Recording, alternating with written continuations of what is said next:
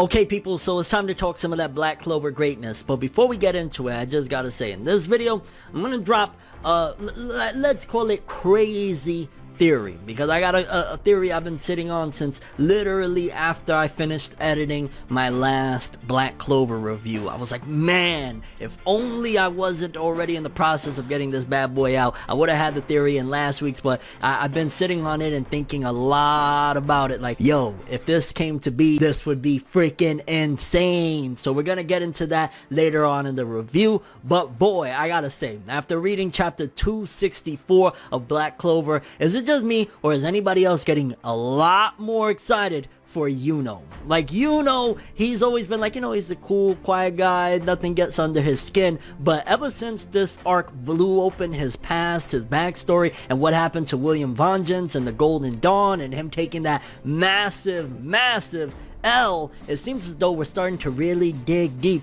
into who this character is, and he's starting to get a little unraveled. He's not the cool, calm, and collected dude that he's been known to be throughout this series. He's starting to get a little angry. He's starting to get a little pissed off, and I like it. I like it because it's showing other layers to the character. It's giving us more than just like, oh shit, he's really cool. Oh shit, he has great powers. Oh shit, he's Asta's rival. Now we're getting to understand more of his character and more of who he is and what he's all about, and boy, I'm here for it, baby. The captain's meeting is finalized, the plan to invade the Spade Nation, and then that ending though, I did not expect to see the Elves return this soon, but I'm all here for it, baby. Without further ado, let's jump into another video on that Black Clover greatness.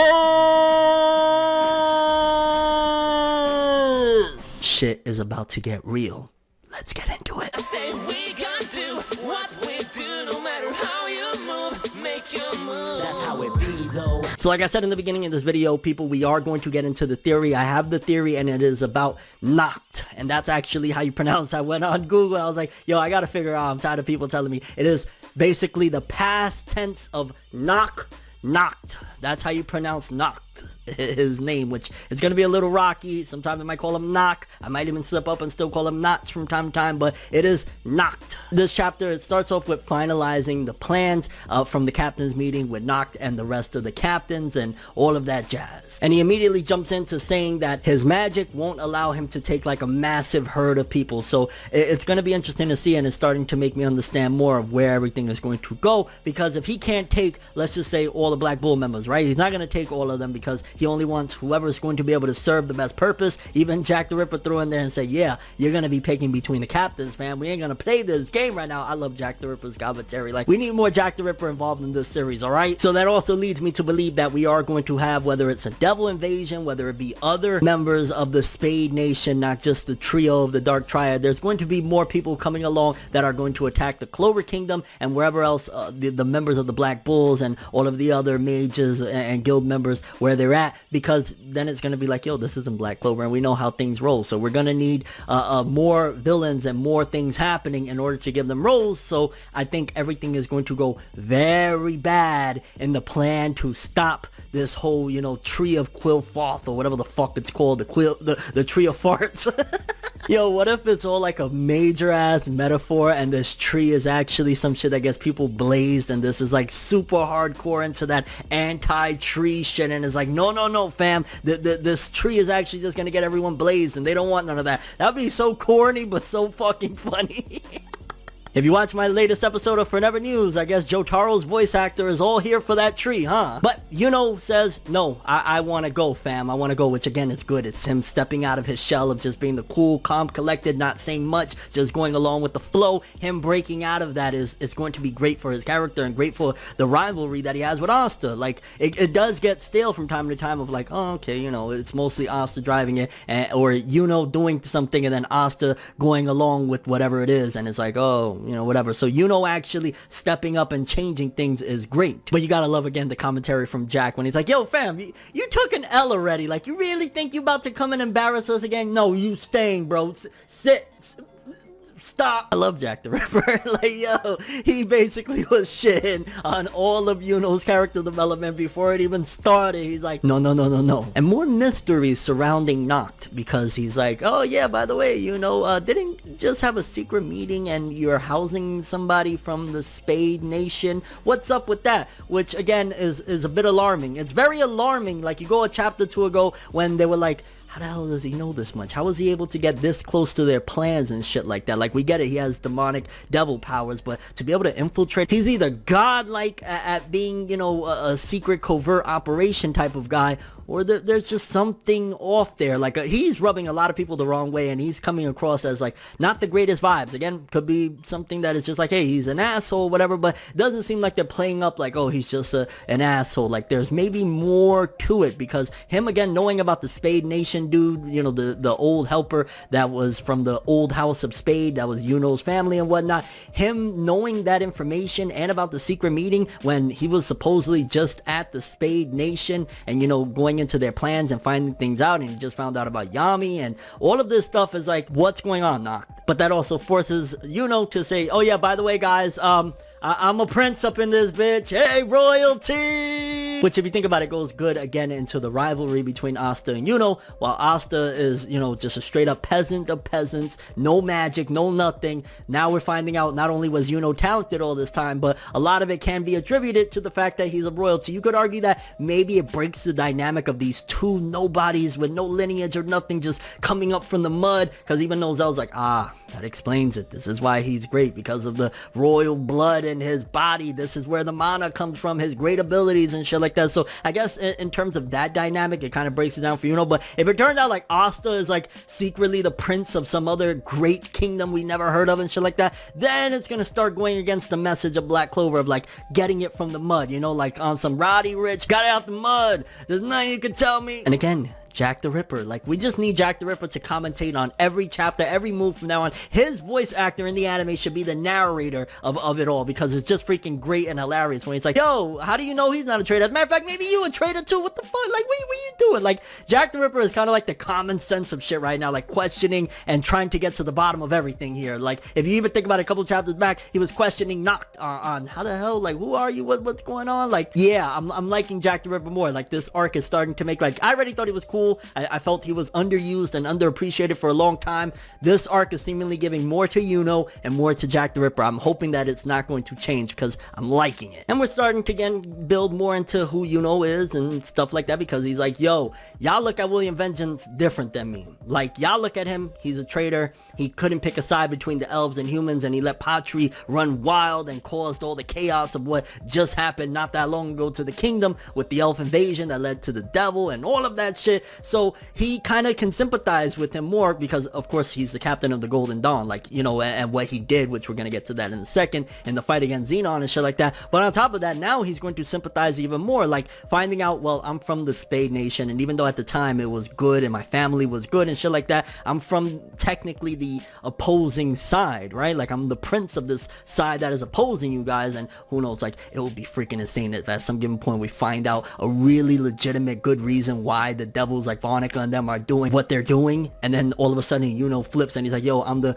prince of this shit, and like they're warring and Yuno becomes like the leader of the war. Like, that would be insane, and I'm getting ahead of myself here, but just wanted to throw that in there. But Yuno feels like he needs to be the one to save William. None of them trust him. Like, somebody from the Golden Dawn has to rep for them, because the way he held the Golden Dawn down, going back to the battle against Xenon, William was not stopping. Like, even though he was fighting against them, he was still at the same time trying to help his people, and that's one of the reasons why, one of the main reasons anyway, why he took the L. Who knows, maybe if he didn't have to defend the Golden Dawn at the same time while he was fighting Xenon, things might have been different. So again, that all goes back into all the reasoning behind why Yuno wants to jump in, and why Yuno was breaking out of the character of just being a quiet guy, and I like that. Again, this is all making Yuno so much better of a character. Even him proclaiming, we the Golden Dawn are the strongest in the kingdom, for him to like, yo, he's always been with Asta at the very least, a little cocky, a little bit like squirt, whatever, their rivalry and shit like that. But for him at the cap captain's meeting to talk his shit. I'm like, you know, talk your shit then, fam. I ain't gonna stop you. Do your thing. And when they're like, yo, what's this odd mana surrounding him? And you see the fairy, I forget her name, but she's there storing mana. She's like, I'm storing mana for the next time we throw down and shit like that. I'm curious what's that about. Is there gonna be like some anger of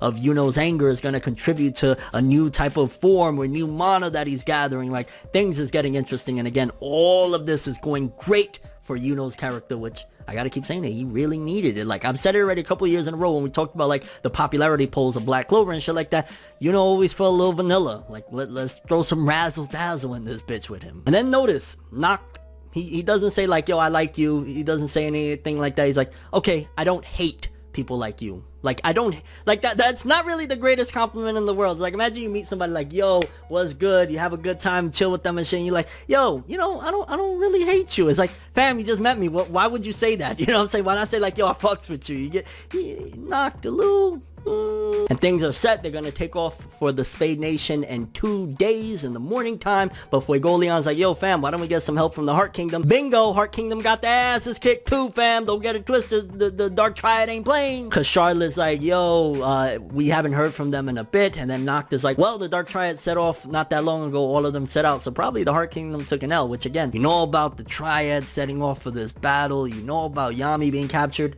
You know a lot, you know? And then we get the final panel, the final page, Noelle waking up with the elves staring at her, Patri and them, and I was excited about that. To be honest with you, it seems like for me personally, they're doing a better service with the elves than what was done, and just bear with me, with the Fullbringers in Bleach, because the elves now kind of feel in a way like what happened with the Fullbringers in Bleach, where like they came back for the 1,000-year blood war. Thing is, in Bleach, like they came towards the end, like they were shown briefly that they were going to training, and then like everything went to hell and went really quick in the end of Bleach. Seems as though Tabata ain't making that mistake, which Tabata, he's been known to like, oh, I like this shit in this series, I like this twist in that series, I'm gonna do it, but he's giving himself more time to work with them, and hopefully that's the case, because seeing the elves with Noelle, that would be sick to see Noelle train with the elves. Again, that was something very unexpected of like, you know, Noelle and the elves and shit like that, but I like that, and it's good redemption for them because they did a lot of fucked up shit, especially Patri. This is the way that they can make up for it, and I could see Tabata probably killing all of them in this war. Like, you need casualties, why not have the motherfuckers that they're looking for redemption? And yeah, if they died, I don't think people are gonna be that broken up about it. So with all that being said, great chapter for Yuno's character, great chapter for Jack the Ripper's character, and a good setup overall for where we're going with this. Now, I'm gonna throw you my theory real quickly. Again, it's just a theory. It could go so many different ways. Last week I had a slightly different take on it, but after upon really analyzing shit, I think that there's a strong possibility that Nacht could be the biggest trader of all time. Mind you, the main person that would have known Nacht at this point would have been Yami. Yami's out the picture right now, right? So now all of a sudden Nacht shows up. Again, you could argue, okay, he felt he needed to. Yami's out the picture. He's the vice captain, this, that, and the third. But let's add some things together, right? For starters, Jack the Ripper said like his magic was something else. He seems like a whole different person. Nacht said that person is gone, right? So a little bit different. Also, he has these devils. He has like 4 different devils around him on top of Guy Modello on his shoulder. He looks like he's straight up possessed. How is he so friendly with these people? The hatred in this man's heart, the amount of times that he says certain things, especially it was in the last chapter, I want to say, where he said people like that, he was talking about evil people or people that do things for no reason at all. They're people that he will never forgive. Not God or devils will never allow him or make him forgive these people. What if he was actually referring to people from the Clover Kingdom? What about if this is all one big ruse and he's either the leader, which I think probably would make the most sense, he's the leader of the Dark Triad, the true leader. Like, they're all just puppets, but he's actually running the show right now, and he's doing all this for a purpose. Because you're gonna think, okay, well, if that's the case, why is he being friendly with the Clover Kingdom? Why not just say fuck them and just go straight to war? What if he needs them? And again, I've compared this arc in the past, even in the last chapter, to the Yu Yu Hakusho Chapter Black arc. In case you don't know, crazy arc, Devil World, all sorts of shit, right? What if Nacht needs one final ingredient to open up the gates? What if there's one thing that he is missing in order to open up so that devils could come through? What if that little key ingredient is the main warrior that he needs for this battle with the anti-magic. What if he wants to trick Asta into basically doing what Kuwabara did in the Chapter Black arc and have Asta cut open the final thread to allow the gates of Demon World to come through to the human world? What if that's why he's doing all of this? Because, okay, we got Yami, we got William, things can get open, but the final gate can't be opened without Asta's anti-magic, and that's something that he's been seeking all this time. What if the hatred that he has is for all of these people in general? He probably said that to Yuno because he feels like Yuno is a good person. Like, okay, I don't hate you, like you're a stand-up guy, I get it, whatever, but the rest of them, he hates the Clover Kingdom for whatever reason, this, that, and the third, maybe the way they've treated devils with prejudice all this time, things of that nature. There's so much that they could be doing with this, but basically, Nacht could essentially be the Shinobu Sensui of this arc. Boy, if he is doing this and he's basically trying to trick Asta into cutting open the final thread at the end of the gates in order to open Demon World for whatever reason, that would be insane. I hope I blew your mind with this because it kind of blew my mind thinking about it this whole week. Man,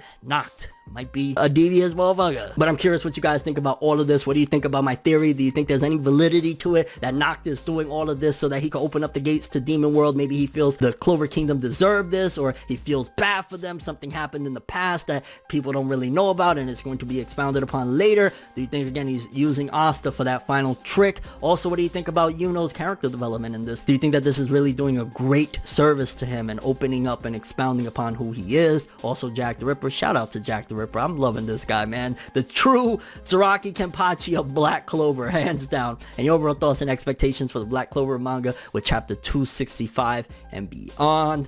Boy, I still can't get over that theory. That would be freaking insane. Like, Nacht, the final villain of the Spade Nation. Like, we just gotta wait and see what his interactions are when we get next to, you know, the Dark Triad and Yami sees him, because Yami could just be like, who are you? What's going on here? Why are you, like, we gotta wait and see. But that's all I have for this one. Thanks for watching. Hope you enjoyed. If you liked anything I had to say or enjoyed the video, drop me a like. I'd greatly appreciate it. And if you want more from me, make sure to subscribe. Follow me on Twitter, Instagram. Hit that bell to get all notifications. And if you want to follow any of my other social media, links in the description below. I'm ForneverWorld, and as always, people, have an awesome day, and remember the golden rule: anime and manga for life.